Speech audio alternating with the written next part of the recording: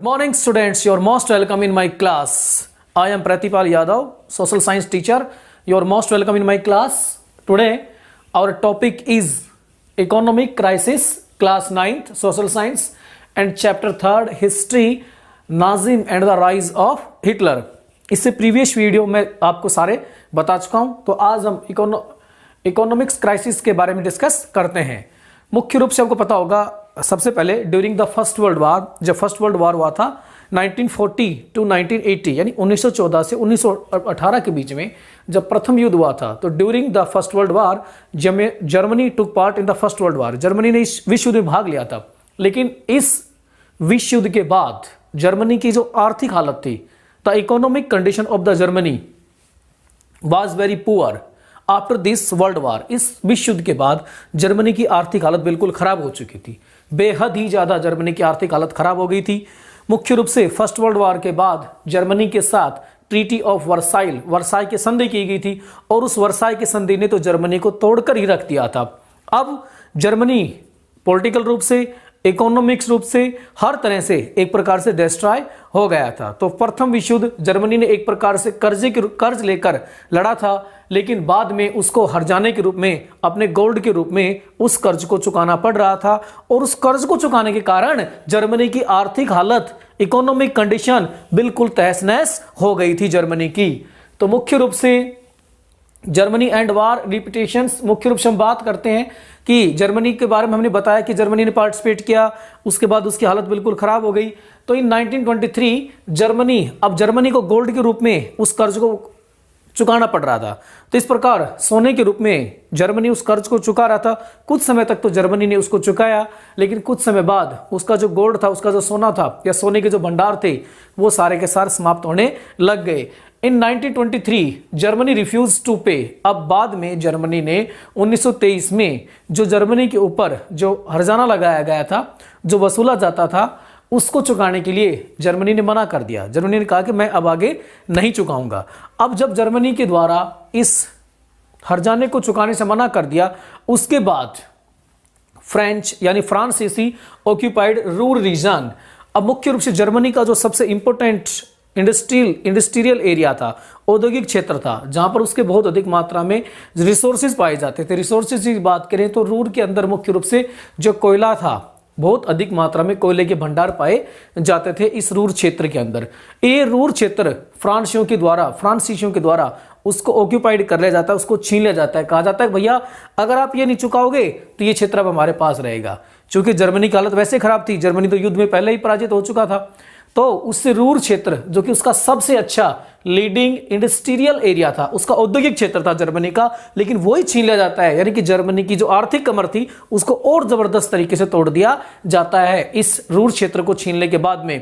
क्योंकि आपको पता होगा, मैंने आपको पढ़ाया था कि वर्साई की संधि के द्वारा उसकी बहुत अधिक मात्रा में पॉपुलेशन, उसकी कॉलोनी, उसकी जो रिसोर्सेज, उनको छीन लिया जाता है। अब जर्मनी के पास ले देकर रूर ही बचा था, लेकिन रूर क्षेत्र को भी अब फ्रेंच के द्वारा ऑक्यूपाइड कर लिया जाता है। इसके बाद जर्मनी आर्थिक रूप से बिल्कुल ही डिस्ट्रॉय हो जाता है, क्योंकि उसके पास, जर्मनी के पास आर्थिक रूप से कोई विशेष संसाधन अब नहीं बचे थे। अब जर्मनी क्या करता है ऐसी स्थिति में? जर्मनी रिटिलेटेड का मतलब होता है प्रतिशोध लेना, बदला लेना के लिए with printing paper currency recklessly. यानी कि जर्मनी क्या करता है, अब फ्रांस के साथ सीधा तो युद्ध तो नहीं कर सकता था, लेकिन जर्मनी ने बहुत बड़ी मूर्खतापूर्ण काम ये किया कि उन्होंने कहा कि हमारा क्षेत्र आप ले लीजिए, और वो जर्मनी क्या करता है, बहुत अधिक मात्रा में जो करेंसी होती है, जो मुद्रा होती है, बहुत अधिक मात्रा में करेंसी मुद्रा को वो छाप देता है। लगातार ले मुद्रा जबरदस्त मात्रा में करेंसी मुद्रा को छाप देता है जर्मनी इस चीज से मुकाबला करने के लिए। जर्मनी ने सोचा कि भाई चलो इस क्षेत्र को ले लिया तो लोगों को पैसे बांट देता हूं। अरे पैसे बांटने से क्या लोगों की आर्थिक स्थिति अच्छी हो सकती है? ऐसे बिल्कुल नहीं हो सकती है। अगर ऐसे ही आर्थिक स्थिति अच्छी हो तो प्रत्येक जो कंट्री है, प्रत्येक देश अपनी मुद्रा छापता है, लगातार सब लोगों के पास पैसे दे देगा, लेकिन उस लेवल में प्रोडक्शन तो नहीं बढ़ेगा, उत्पादन तो नहीं बढ़ेगा। अरे जिस लेवल में करेंसी होनी चाहिए उतना उत्पादन, प्रोडक्शन भी होना चाहिए। मुख्य रूप से ऐसी जब स्थिति आती है, उसमें जो गुड्स होती हैं, जो सामान होता है, उनके प्राइस बहुत अधिक मात्रा में बढ़ जाते हैं। तो जर्मनी के अंदर भी ऐसी हालत उत्पन्न हो गई थी, उसने अंधाधुंध जबरदस्त तरीके से नई करेंसी को छाप दिया। उसके कारण जो वस्तुएं थी उनके रेट बहुत अधिक मात्रा में एक प्रकार से बढ़ गए थे जर्मनी के अंदर। Value of Germany mark fail, यानी जर्मनी की जो मुद्रा थी, मार्क जर्मनी की जो करेंसी थी, मार्क उसका जो वैल्यू था, उसकी जो मुद्रा थी बहुत तेजी से नीचे गिरने लग गई थी। अब ये जो मुख्य रूप से मुद्रा की हम तुलना किससे करते हैं, डॉलर से करते हैं, कि उस डॉलर के मुकाबले जर्मनी की जो करेंसी थी उसका जो वैल्यू था वो लगातार गिरता जा रहा था।